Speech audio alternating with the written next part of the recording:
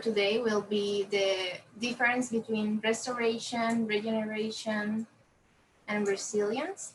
Also, we will be talking about conservation tillage, contour farming, sediment traps to avoid erosion, crop rotation, and cover crops. Also, we will be talking about soil amendment like compost, manure, and liming.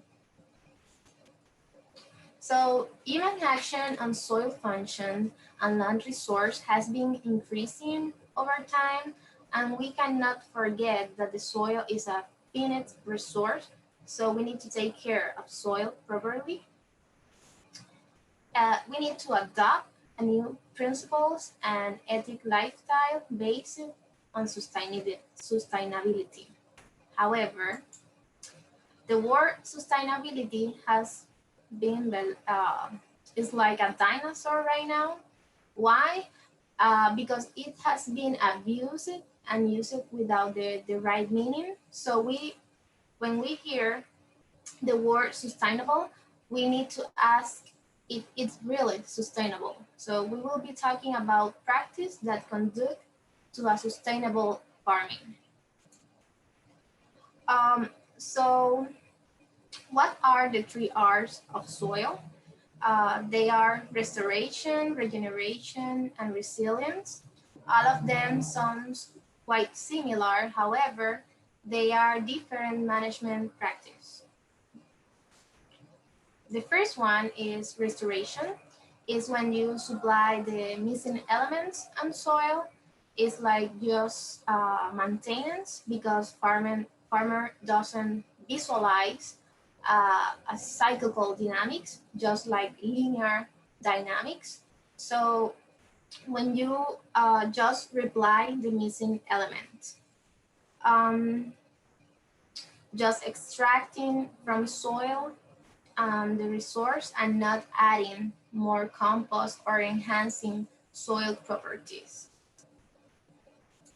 The second one is regeneration, and this one not only supply the missing elements, but also aims for integrate our ecosystem in harmony, because doesn't seem the agriculture linear, looks like integrating cyclical dynamic, and also is a long-term planning and design. It's not for a short-term planning.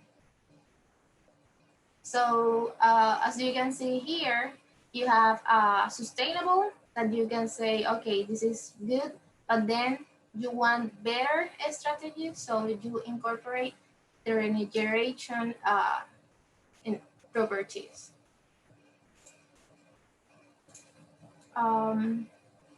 The third one is resilience. Resilience is defined as the capacity of an ecosystem to adapt after disturbance. So for that, you want to imitate natural ecosystem. And the key for that is that you have diversity in your farm, not only in crops, as well in practice. So the key is diversity, so you can be resilient.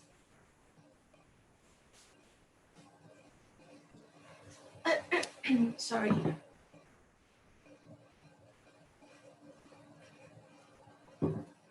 So what is the challenge for sustainable development? We need to take care of the soil, as I said before, because damage in the soils are cumulative. But the good news is that improvement, if you do good management, are cumulative too. So if you take care of soil, this will be for a long-term benefits. So we aim for soil quality, and for that we need not only to enhance chemical properties. A lot of people just focus on chemical properties, but we need to take care of physical properties as well biological properties. So How we can do that? Let's talk about that in some action today.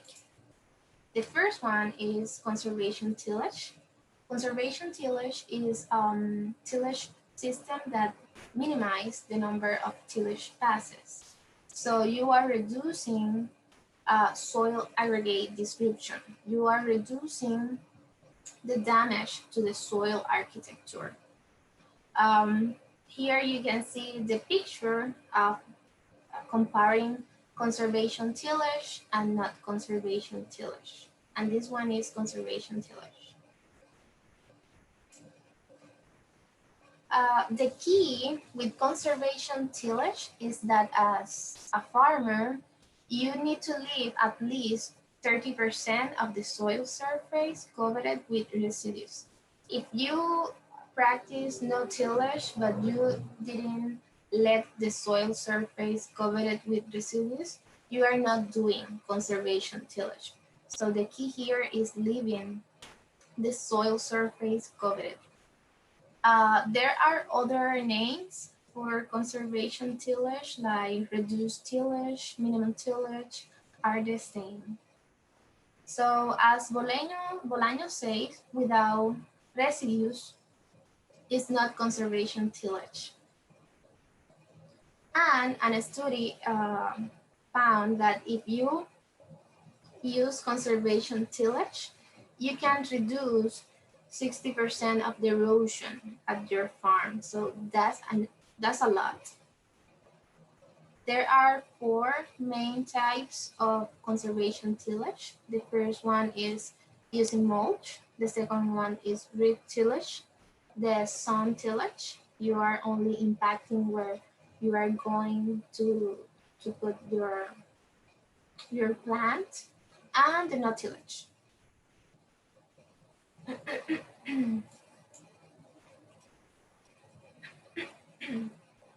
Conservation tillage means that you will be working soil without disturbing it, without burning methods, because you are going to try to maintain a good soil water ratio. This is a proper management to control surface runoff that we already discussed last Tuesday. Here, in a study that Casey made, they found that after 3 years consecutive with zero tillage management and leaving trapped residues in the surface of the soil, they found that the concentration of organic carbon in soil increased. So that was good. And here you can see 2 different picture. This one is with zero tillage and this one was plowed. So you can see that after a heavy rainfall, these soils have the capacity to infiltrate all the water, but this one didn't have the capacity to infiltrate the water because the structure, the architecture of soil was damaged when you do a lot of till in your soil. This is a picture of a soil after till, and as you can see here, they bring the parental material upside to the surface. So that was bad because they were breaking down the structure of the soil and making it more prone to erosion. And also they didn't leave any surface, they didn't leave any mulch or crop residues to cover the surface. Here, I want to talk about the benefit from conservation tillage, right? Reduce erosion, as I say, but this will depend on the texture. Helps to the evaporation, also helps to avoid compaction, reduce labor, fuel, and equipment. Also, water retention will depend on soil texture because if you have a sandy soil, will retain less water than a heavy soil. Also, conservation tillage helps to have good amounts of organic matter and cation exchange capacity. So that will be good for your soil. And here, this is a picture showing you no-till soil and tillage soil.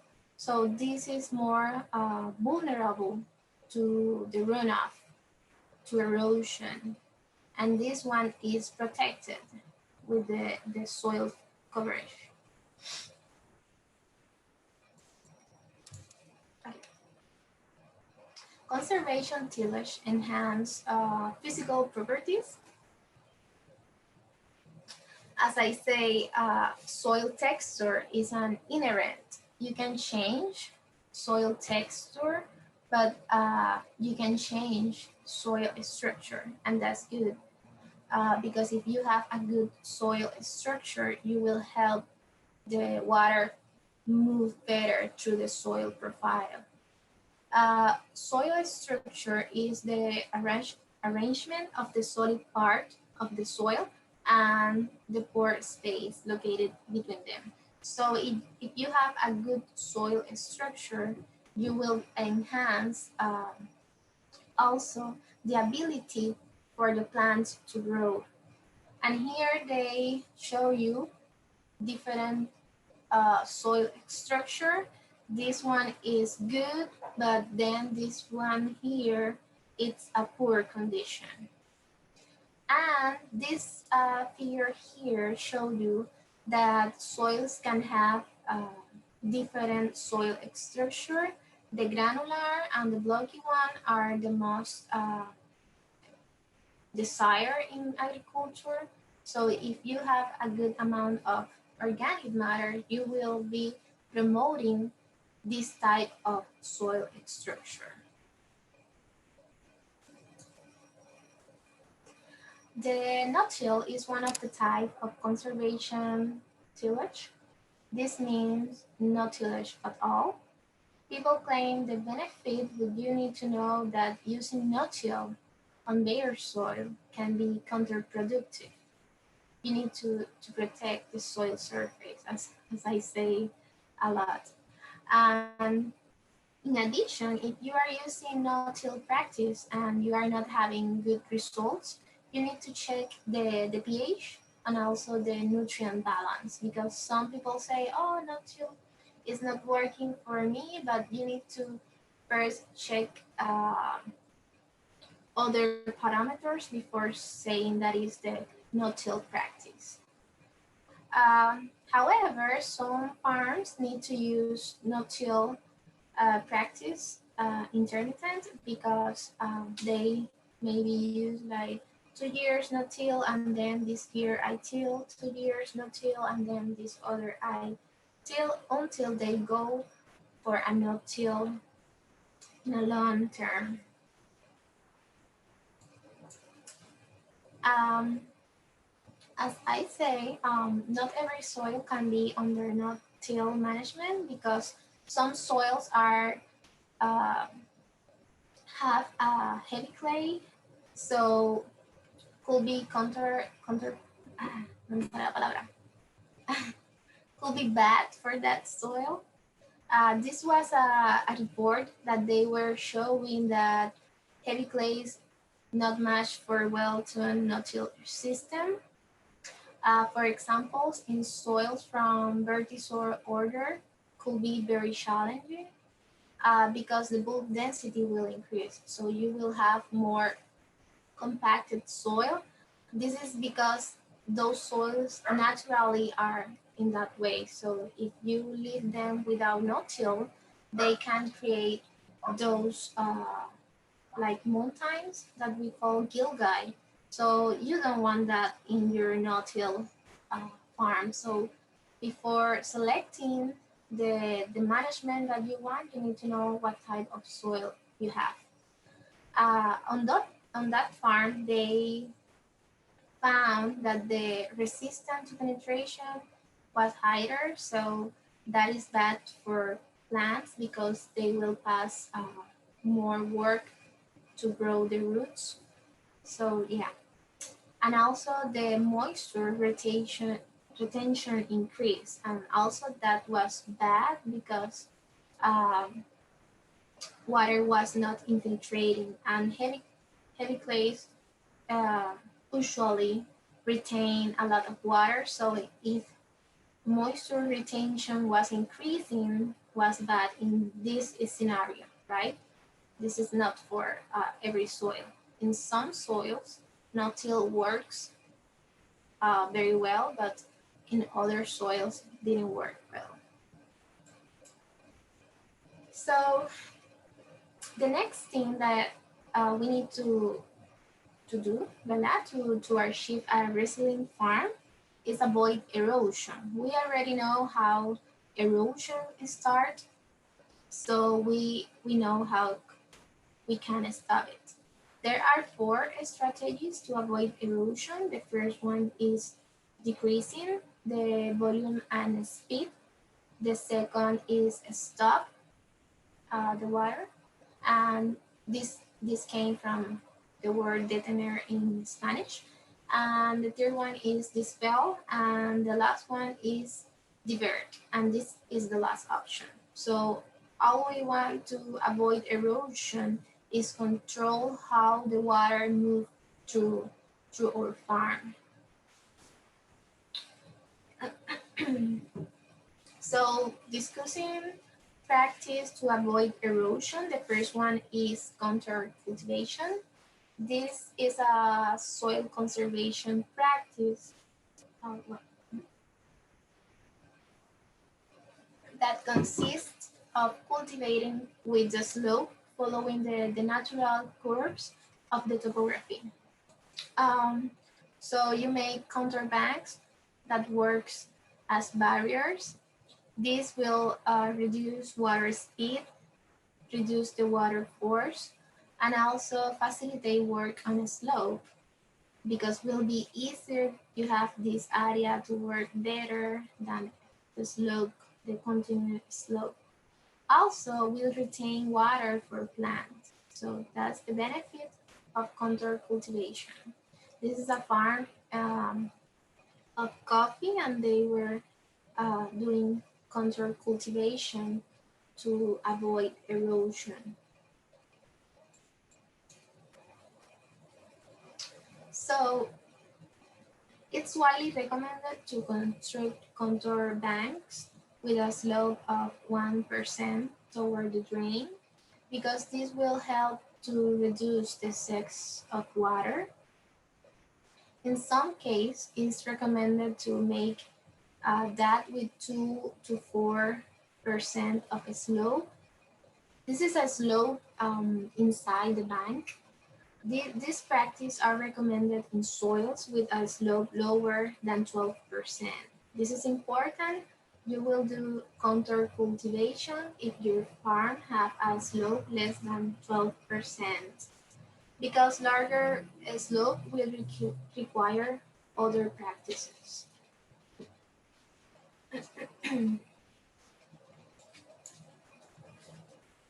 Here, I show you a picture that have some examples of contour cultivation, and the slope that I say.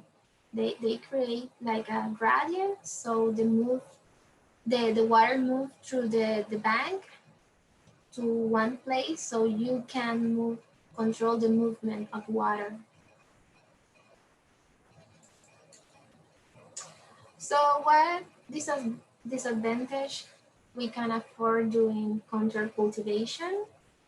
The first one is the duration of the bank, because they will vary first on how good they are made, and also the crops that you are using in them. Heavy soils have a greater risk of breaking the banks when they come saturated. Also, banks with a slope higher than 8% can break easier. So yeah, you need to take care how much is the slope when you are doing that. Also, poor planning and design can be even worse because you will be guiding water streams. So if you guide them improperly, could damage your farm. So you need to take care when you are doing this. But the good thing is that you have problems with rainfall events. You can guide the water to a place. Some factor to consider when you are doing contour cultivation is the depth of the bank. This will depends of the root root system.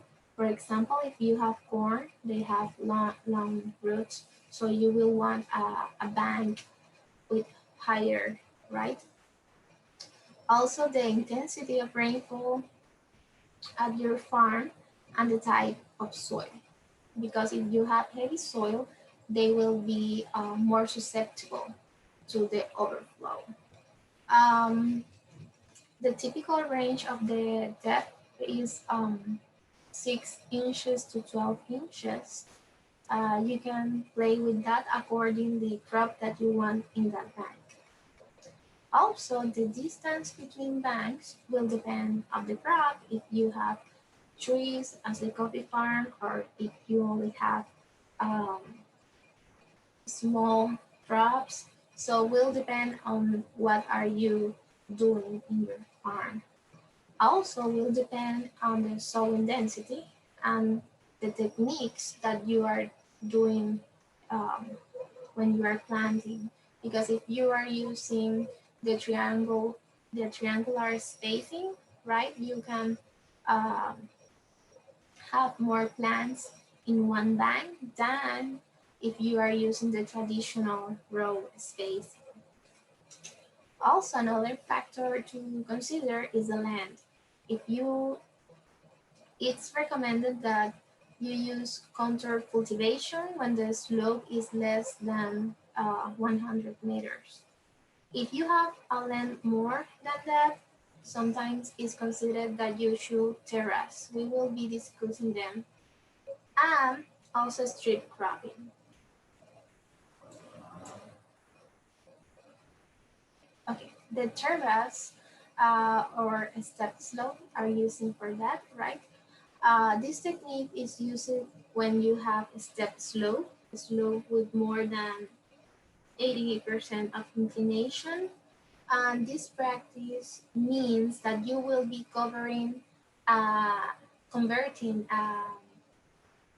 step slope into like steps, like as you can see here in the picture. This requires a lot of work at the beginning, but they are practically permanent. So it's a long-term investing.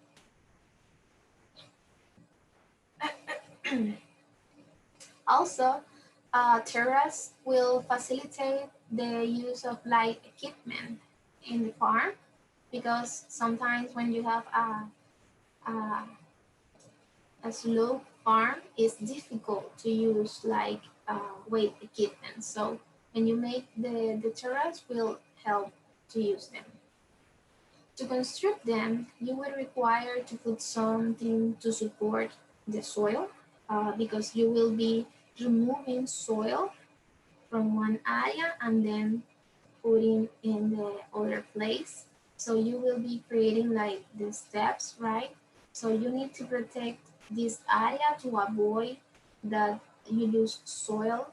So in order that those terraces can get a good shape, this take time, but it's a good technique. So what tools do you need for that? Um, it's the A level or an inclinometer. This is the A level. We say here in Puerto Rico that this is a caudal, and this is the inclinometer. I always strongly suggest that if you are doing this for the first time, look for technical guide as NRCS, because they go your farm and help you to make the control cultivation.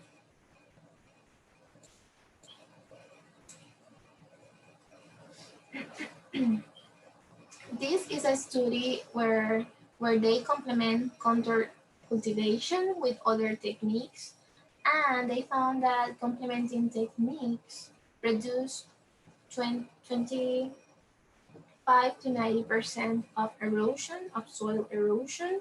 In addition, yields increase almost 20% to 129%. Here they compare different slopes with different techniques. They use minimum tillage, living barrier that we will be discussing later, terraces, and contour farming. So they use terraces, right, when they have a slope higher. Okay.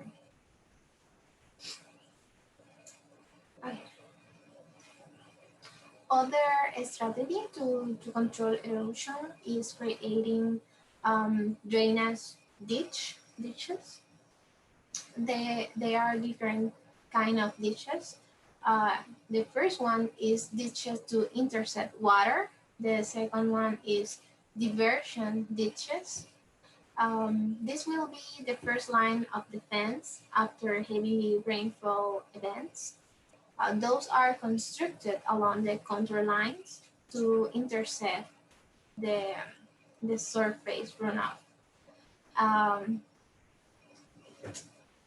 so diversion ditches guide water to suitable outlets. And also there are infiltration ditches. As you can see here, this is a farm. They construct a ditch that is guiding the water through the farm, so they avoid that all that water came to the crop area. So in that way, they protect their crops and also reduce the erosion.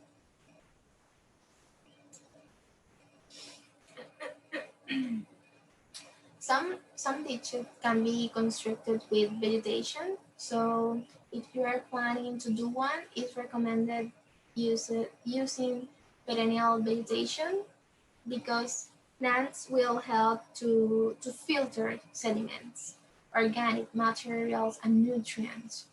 So they will filter sediments and the other particles, meanwhile water drains out of the farm. So you are retaining those particles and avoiding to lose them. Also, uh, this type of ditches help to maintain and improve water quality, right? Because you are not adding nutrients to the water. If you use a perennial forage crops, will be like a win-win situation because those plants will have double benefits. So it's widely recommended if you are doing to do that. A ditch with vegetation, use a forage crop if you have animals. The disadvantage is that the infiltration ditches, as well all ditches, not only this one, need maintenance because sediments tend to accumulate. But the good thing is sometimes you can use those sediments to your for your crops.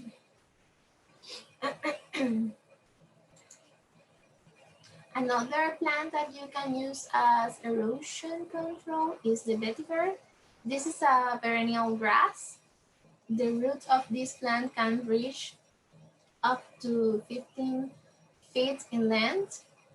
However, if you're planning to use vetiver, you need to search a variety that has been already validated as the Sierra because that will mean that it's good for this use. Also, this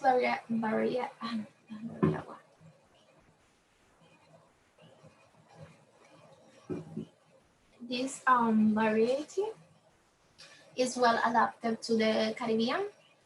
Planting vetiver to create a living barrier need that the space between plants has 6 inches, because if you plant them more distant, you will be not creating the effect that you want.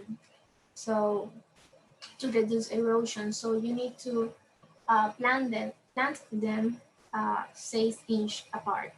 This is very important because sometimes I go to farms and they show me, oh, I am using vetiver and it's not controlling erosion. And when I go to the plant, they are like 2 feet apart.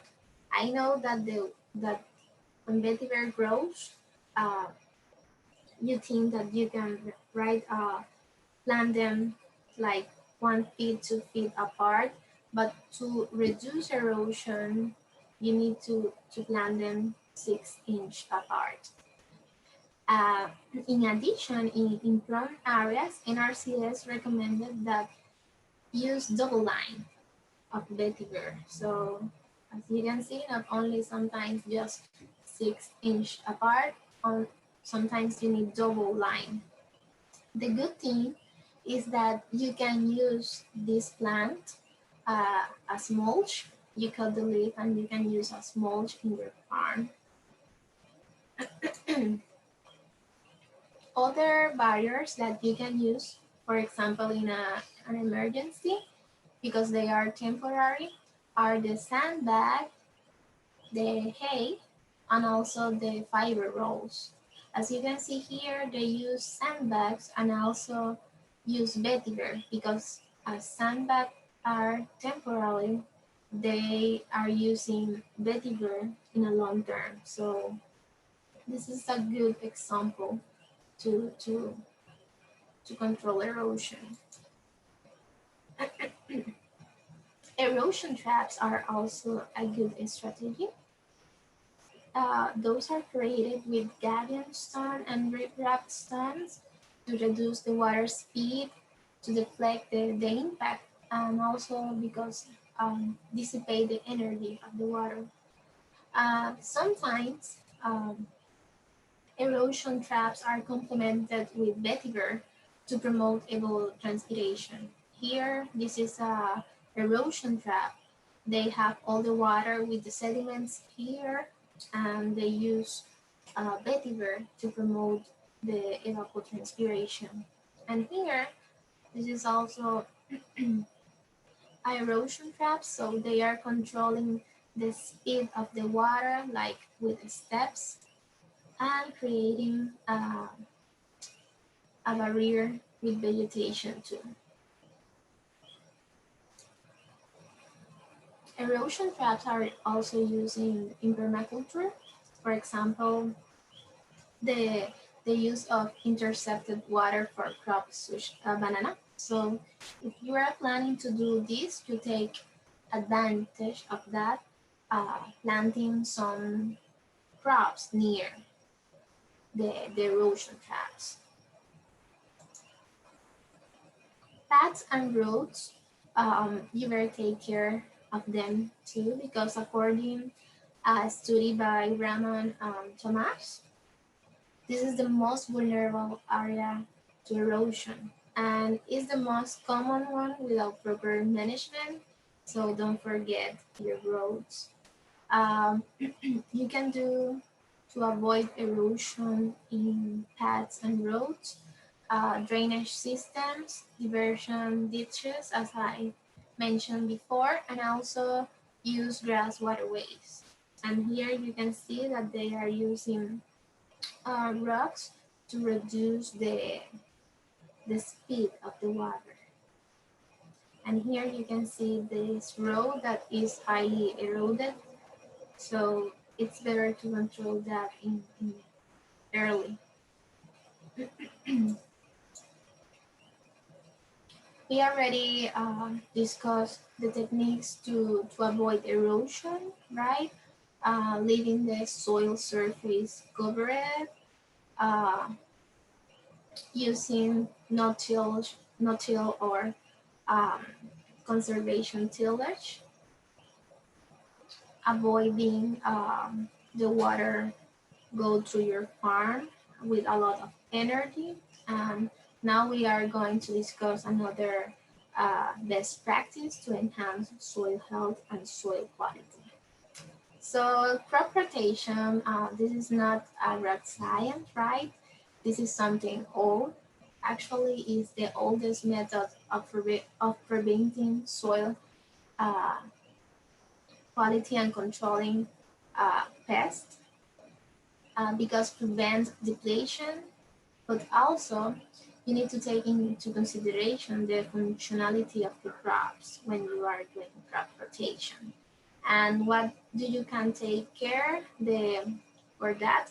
Alternating crops with the grow habits, also using different botanical families because they will have different nutrients requirements. So they will be using different amount of uh, nutrient soils, and you will be letting the soil replenish again all those nutrients.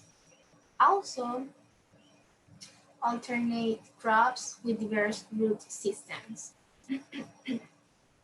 because this will promote the formation of macro aggregate and micro aggregate that this eventually will help to the water infiltration. There are simple rotation that you can make on your farm, like on your banks. Okay, this year I will um, use this bank for this crop and then the second one for this other one. So you can do like a, a rotation on your banks, or also you can um, divide your farm in section as in this picture, but this is not too common. The more common one is rotating your banks. So here we are discussing a study by Zamora.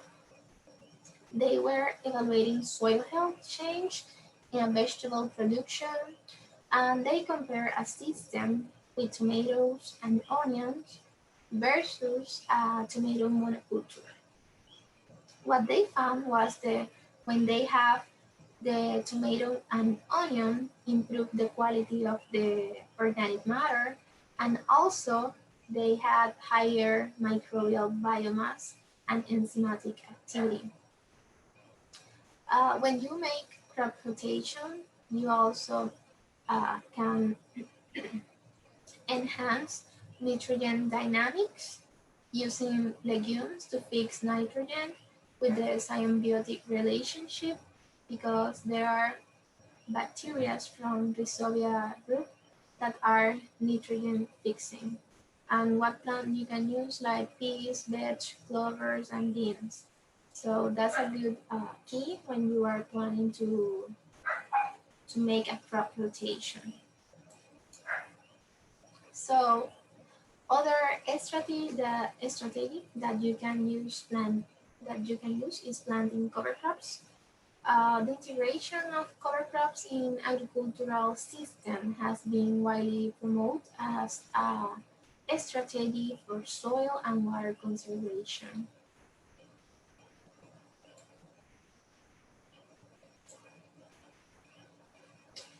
Um, Cover crops can be classified as follow cover crops.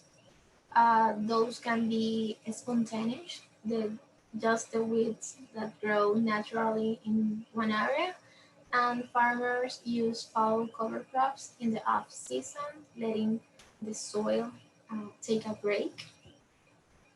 The other classification of cover crops is the short-term rotation. Those are limited to a season and have a short time cycle. The other one that you can use are the intercropped or living cover crops.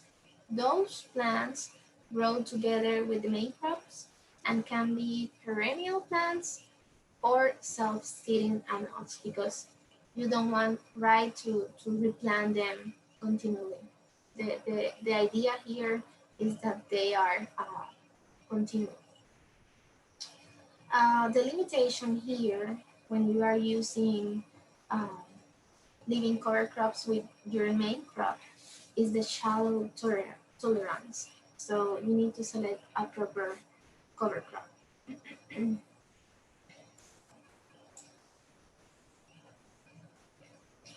To select a proper cover crop for your farm, you need to take some properties into consideration. For example, like tolerance to drought condition, short germination periods, quick soil covering, short height, low management because you don't want to spend time in the cover crops, low water and nutrients demand so they don't compete with the other crops or don't deplete the soil. If you are using intercropped cover crops, they can compete with the cash crop for resource and will reduce the yield. So if you are planning to do that, you need to take into consideration your main crop and then select the cover crop. Okay. In a study by Bowery, they found that soil covered with living mulch lowered temperatures and delayed tomato fruit maturity. So I am showing the disadvantage, but the benefit using cover crops are more. Those disadvantage was because those cover crops were not properly selected. Grow habits are important because if you have a climber plant species as cover crop in an orchard plantation, could be a challenge, right? The maintenance. So you need also to take into consideration the grow habits. Here they have corn intercropped with canavalia, and this is a very good example and a common one because you have a canavalia that is a legume that fixes nitrogen, so you are enhancing the soil pool of nitrogen for the corn. And here they are using grasses intercropped with banana. Um, okay. So also before selecting cover crops, you need to define the purpose. Also remember that cover crops are crops, so they will require time to. Uh, you need to take into consideration the time to finish because some cover crops you need to finish them before the flower get into pots. For example, the mucuna. You don't want that the mucuna develop the seeds because that means that the nitrogen is already on the beans and not in the biomass. You want the nitrogen on the biomass, so when you finish them and incorporate them into the soil, that nitrogen come to the soil and the other crop, your main crop, can use that nitrogen. Also, you need to do an assessment of the condition if they are appropriate. And remember, this is in caps because it's very important. Remember that the change is gradual. It's not from one day to other day.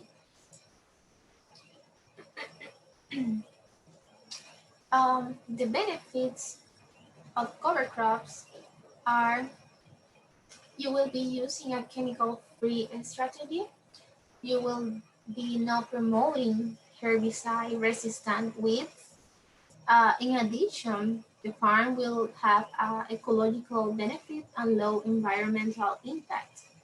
How they reduce weeds by competition? They compete for solar radiation, water, and also nutrients.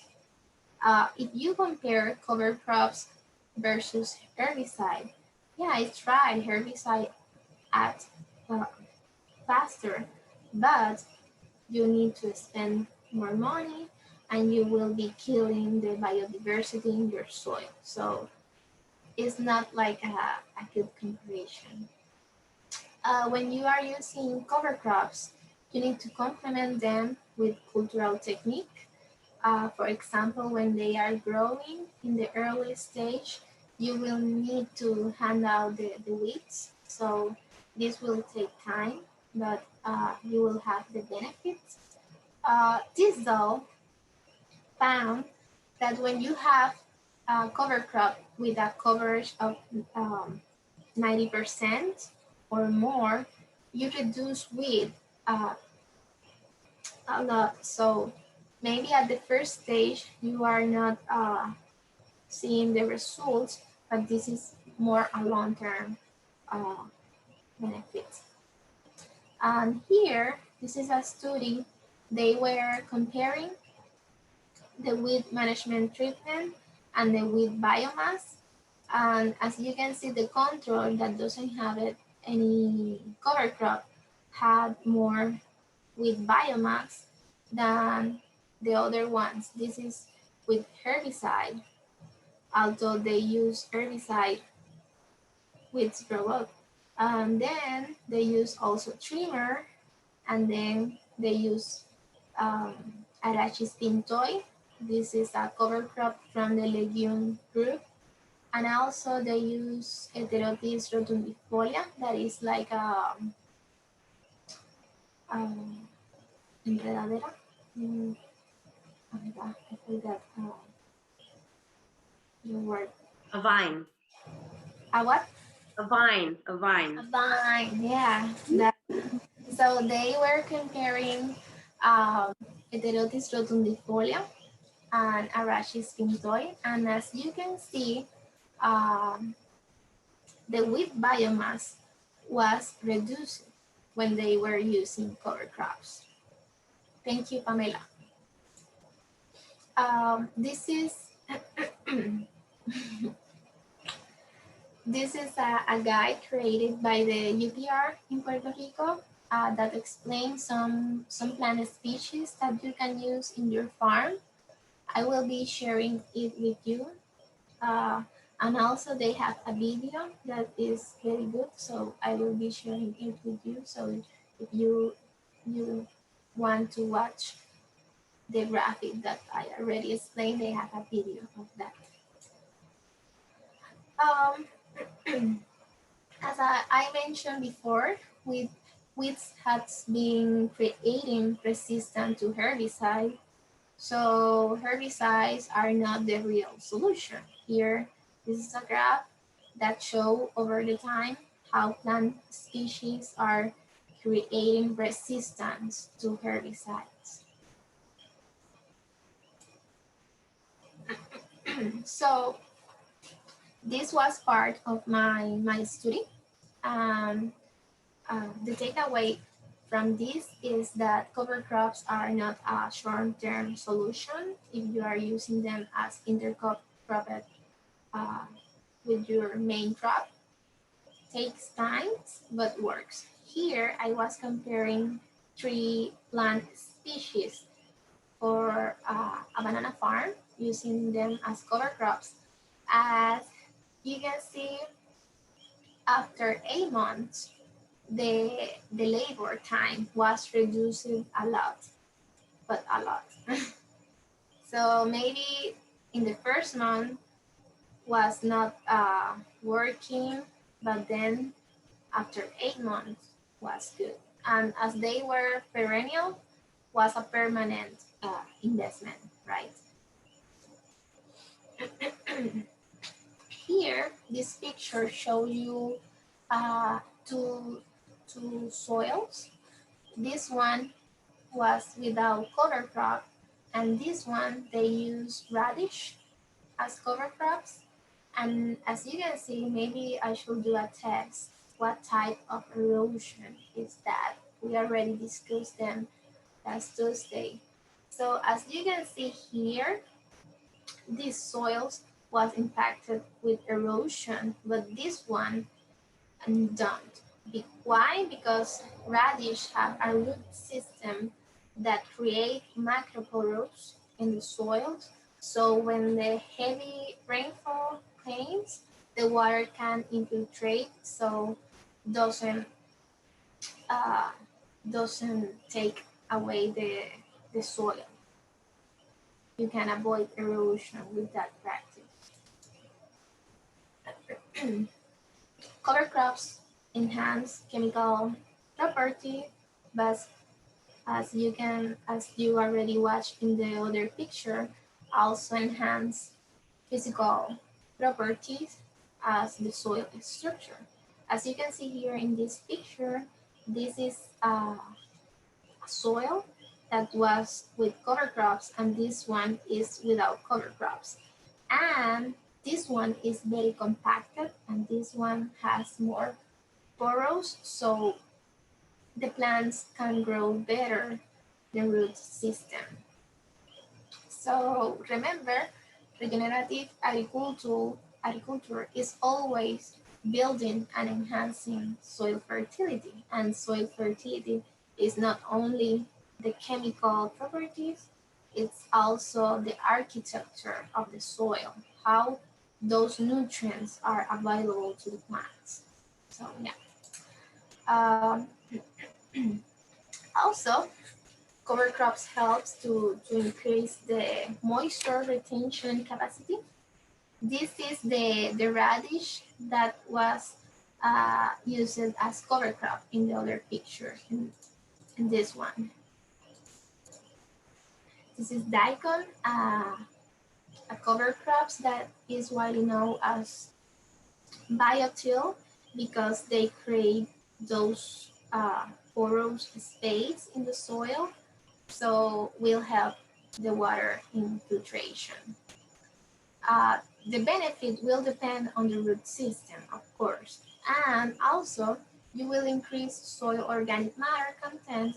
As you can see here, all those biomass stay on the soil, so will help to enhance the soil organic matter content.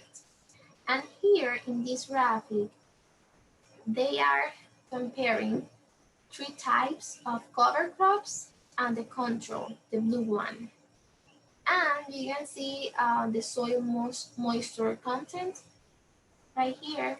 So the first year you can see like much difference, but however, when past 2 years, you can see that all cover crops soil had more soil moisture content. So as I said before, this is not a short-term benefit, but if you have patience, if you use them properly, you will have the benefits.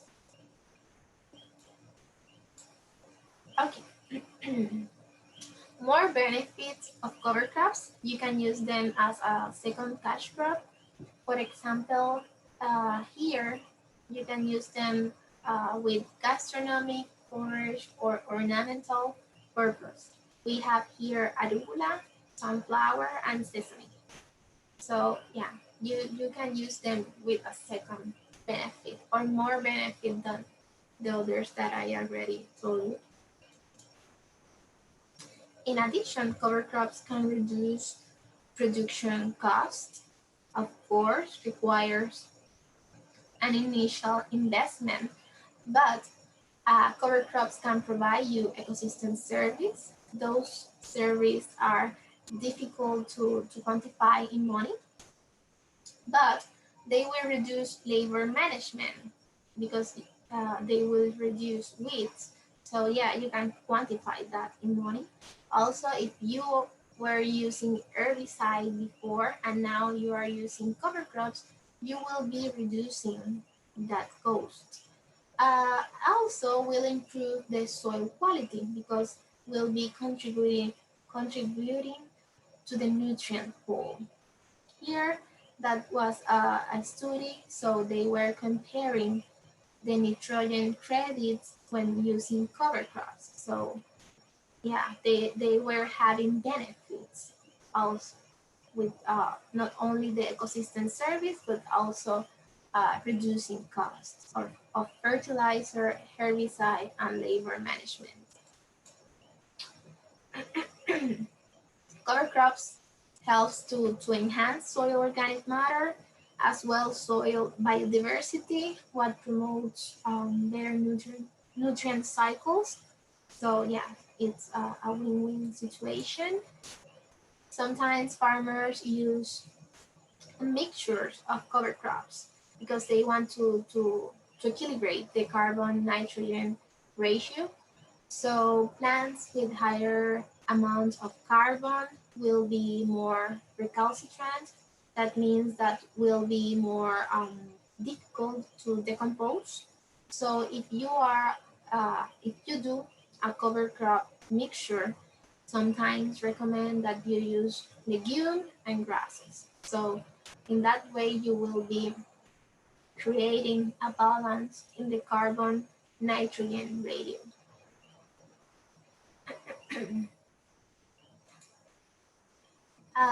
Other benefits is that you will be enhancing microbial communities, but also influence them uh, in a way that you will be having like more bacteria or more fungi or more protozoa. This was part of my study. I was evaluating the three cover crops that show you before. And here, the first three lines here are cover crops, and the last one was a control soil. So you can see that the cover crops uh, plots had more microbial community than the control one, but also the groups of microbial community uh, varies among them. So some cover crops can promote better habitat for some type of groups of microbials. Also, other benefits is that cover crops attract pollinators. So yeah, that will be good for your other crops because will enhance that uh, interaction. Other benefit that you can have in, is if you are using cover crops that have insecticidal or nematicidal activity, such as the medical that I show you here. Companies already extract compounds of that plant, so if you have them alive in your farm, will be better because you will be covering the soil, avoiding erosion, attracting pollinators, and also acting like a nematicidal. So yeah, take into consideration that. Here, I share with you some cover crop species that you can use on your farm. I will be sharing with you a guide that explains some species. So I just share here with you a few of them. Some hemp is from the legume group, is known as a green manure. It's a short-term cover crop. Suppress weed are used to control nematodes. You can have a coverage of 60% of the soil in 2 months. And the decomposition of the biomass, this is really important. It's in 6 to 8 weeks. And this is the plant density that they recommend to use.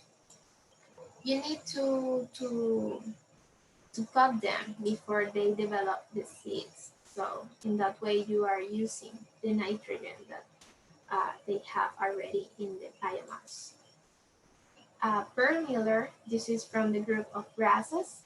Grasses are recognized as scavenger hunt because they take the nutrient or in the deep of the soil and they incorporate them in the biomass. So you will have those nutrients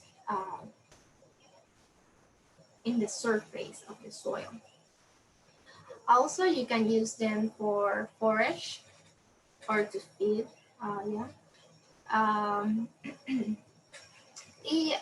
they are good to control weeds. Other cover crops group is the brassicas, like the radish. You already um, saw the benefit that can have using this type of cover crop. The diameter of the root can be 1 to 2 inches. So imagine that macro pore in your soil. Um, they have the ability to penetrate compacted layer of soil. So if you have already a compacted zone in your farm, you can take into consideration using this cover crop because will promote that you do like a biotillage in your farm. They have a fast germination rate, so also this is good because if you have an area that you want to cover quickly, this will be a good species to use. Sesame is from another group from broadleaf cover crops, such sesame and mucuna is also a legume, but also is a broadleaf cover crop. Um, this cover crop can tolerate high temperatures and drought. So if you have an area that is propense to drought, this will be a good species to use. The disadvantage is that has had a slow growth. Other benefit is that control nematodes. Well,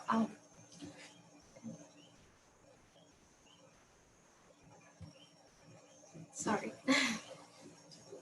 We have been talking a lot of cover crops, right? So let's talk a bit of soil amendment.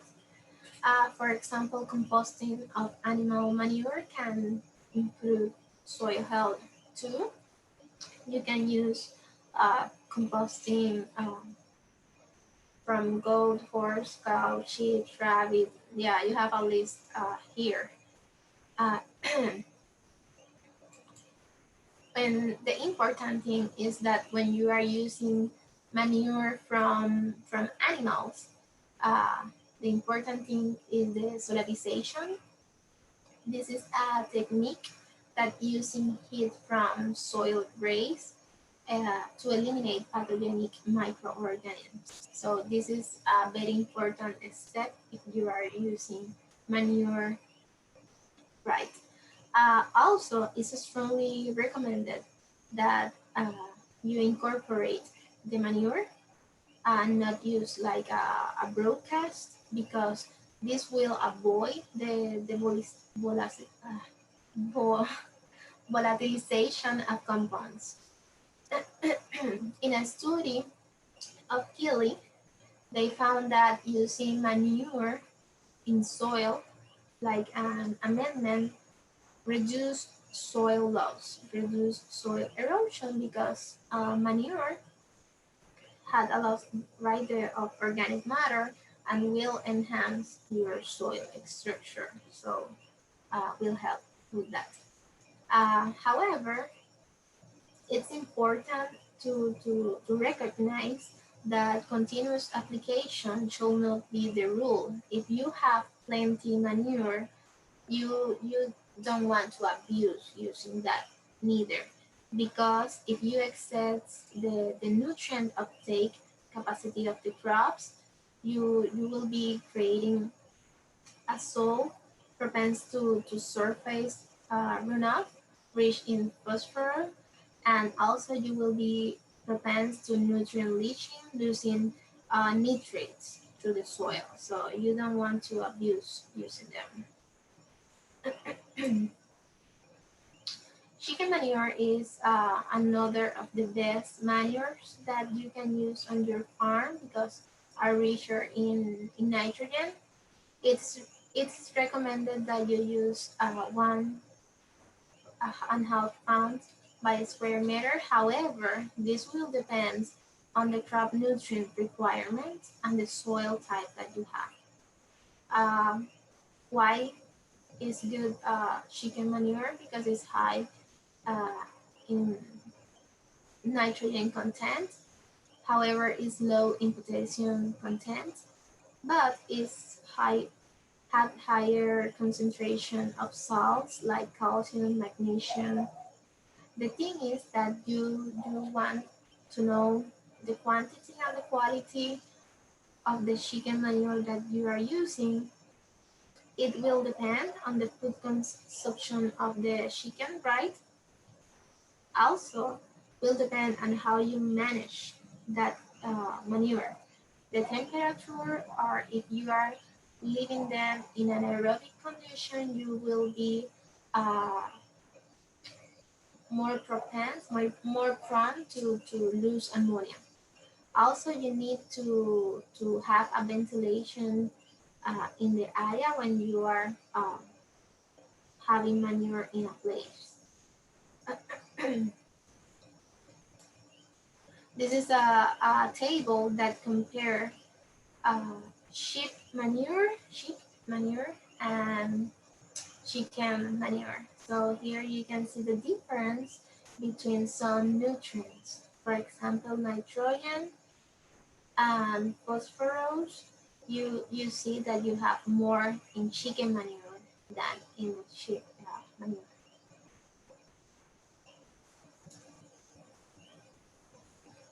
Horse manure is good too, but it's recommended the stabilization of the material.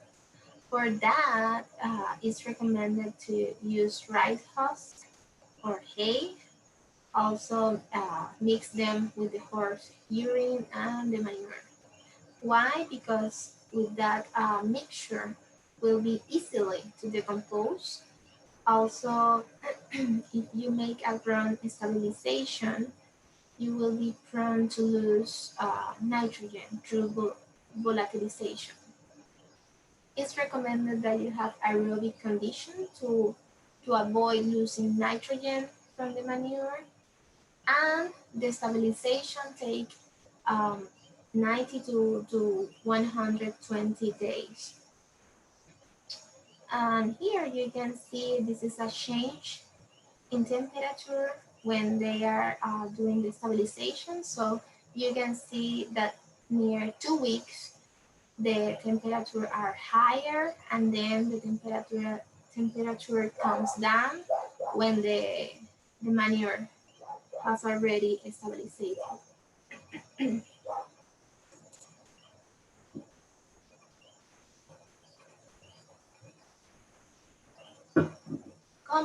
Compost will be your best friend on farm. This is the panacea because improve not only chemical and physical property, also biological property of soil. And that means that this amendment will help you to improve your soil quality. How to make compost? Well, I will not share with you a receipt because there are already more than 25 methods, but I will tell you the basic. There are three main classifications if the compost is aerobic or anaerobic, if they are mesophilic or thermophilic, if it is mechanized or not mechanized. However, you can do compost in a passive way in piles. It's strongly recommended doing it in piles as here, or in container. If you live in an apartment and you can do the piles, you can do in containers. The time may vary um, from 1 to 3 months in average. However, you need to stop adding new material and make a new pile. This is very important because sometimes people told me, oh, my compost is never ready. But I asked to them, do you stop adding new material? No, well, you need to stop to adding new material and then start a new pile. The best ingredient will be the available resource, of course. You are not going to travel a long way to look for the best materials. So what you will need label, level, that word is hard for me. Level material, the green one, because those materials will be easy to break down. You will need recalcitrant material, the brown one that people tell, oh, you need green, brown, green, brown. So, yeah, recalcitrant material will be richer in carbon.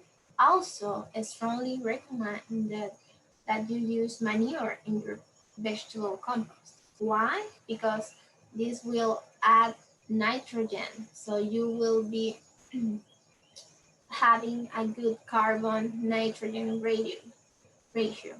So also, if you don't have manure, don't worry, you can use legume leaf and biomass because they will be rich in nitrogen as the mucuna here. The proportion will depend on the purpose of the compost. This is a tea that I make from the compost. Sometimes also you can use your compost to make tea, and the nutrients will be more available to the plants, more easy, more faster. Talking about carbon and nitrogen ratio, this is the most important aspect when you are doing your compost, because you want a ratio near 30.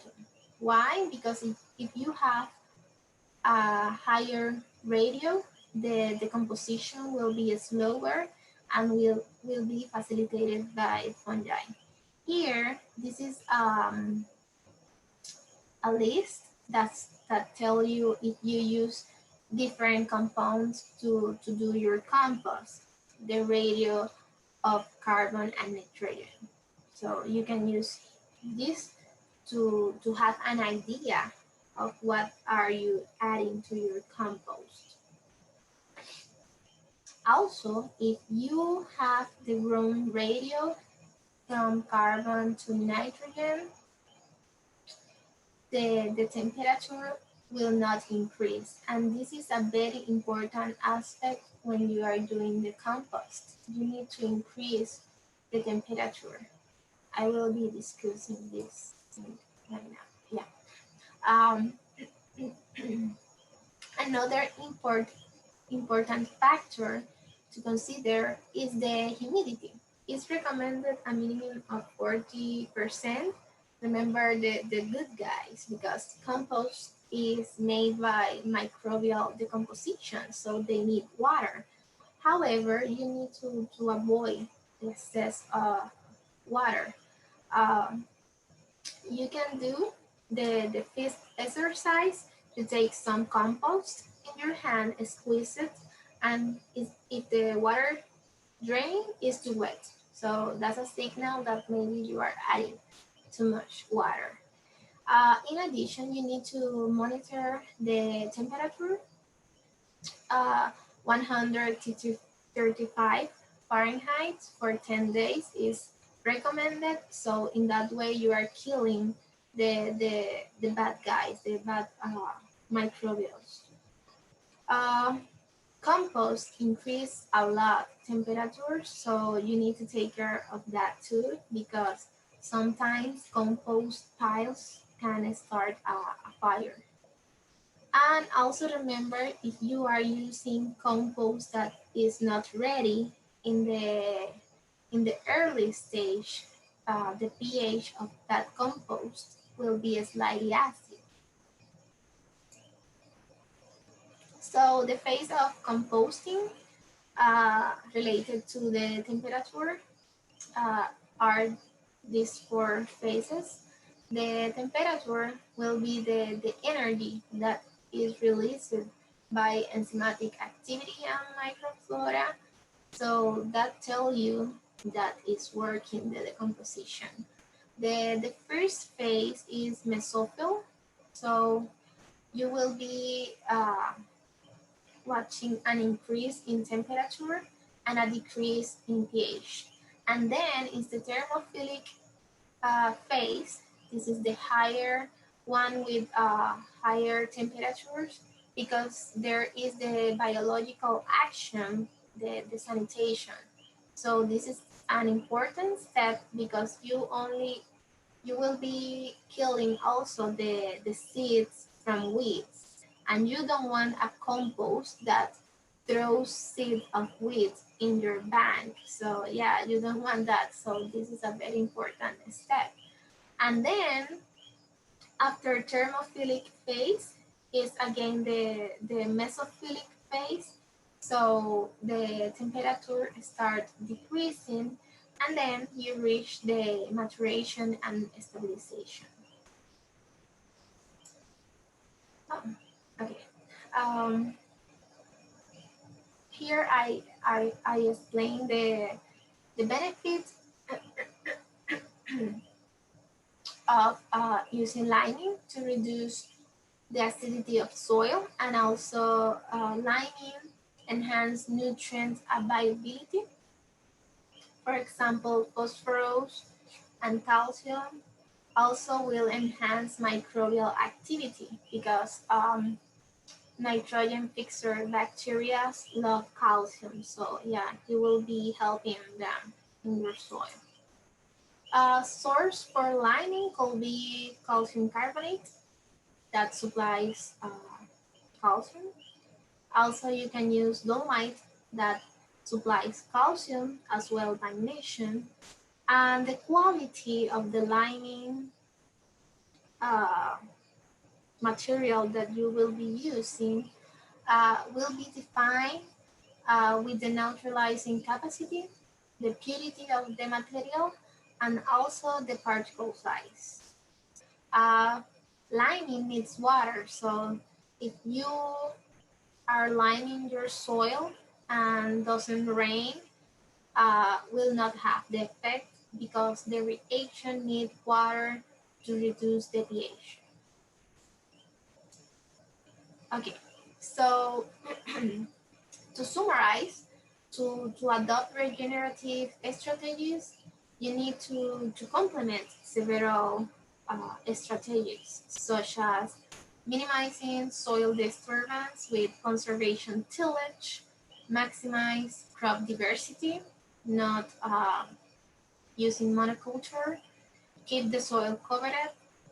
Remember, always more than 30% of the soil covered, maintaining living root year round. If you can use living cover crops in your farm will be good, and also integrating livestock. If you don't have animals on your farm, you can use manure, so you will be having the benefits also. The three key outcomes is the diversity will improve soil health, foster biodiversity, and promote economic resilience in farmer communities. So yeah, that's the key, diversity.